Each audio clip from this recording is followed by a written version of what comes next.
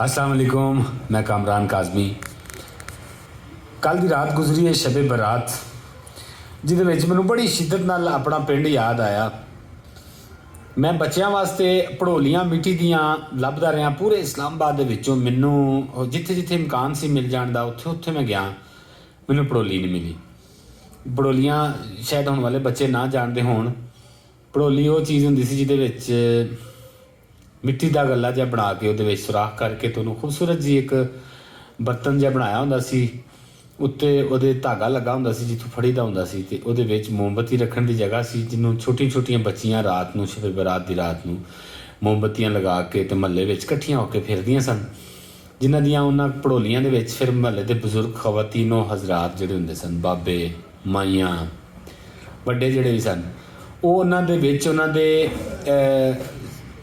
उस भड़ोलियां दे विच पैसे 5 पैसे 4 आनियां 2 आनियां 8 आनियां उन्हां दे विच भड़ोलियां दे विच पाਉਂਦੇ सन, ते सारे न्याणे 3-3 4-4 रुपए इकट्ठे कर लेंदे सन फिरदे फिरदे महल्ले दे विच, ते फिर उन्होंने सैलीब्रेट करते सन, मोमबत्तियां लाते सन, खाते सन,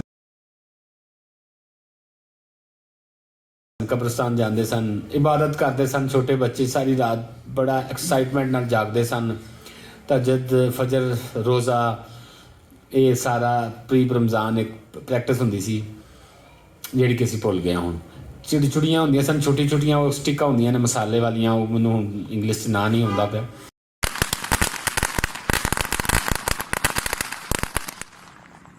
उन्हां नूं ला के अग ते बाहर इस तरह घुमाईदा हुंदा सी। पटासां 100 चीज़ां जिहड़ियां असीं अपने खूबसूरत कल्चर दियां पिछे छड्ड आए हां। एक भड़ोली जिहड़ी हुंदी सी मिट्टी दी, बड़ी प्यारी चीज़ सी। वो ख़त्म नहीं सी होनी चाहिदी, ਉਹਦੇ 'ਤੇ ਕੰਮ होना चाहिए सी। ਉਹ ਸਾਨੂੰ डिमांड करदे रहना चाहिए सी कि जो असी एक्साइटमेंट या मज़ा ਉਹਦਾ ਕੀਤਾ है गेन लिया है, वो साडे बच्चों ਨੂੰ भी पता होना चाहिए कि खूबसूरती किन्ना रिवायात दे विच ते इकट्ठा होना समाजी तौर पर भी मुआशरती तौर पर एक दूसरे के नाल इकट्ठे होकर मिल बैठना सोशलिंग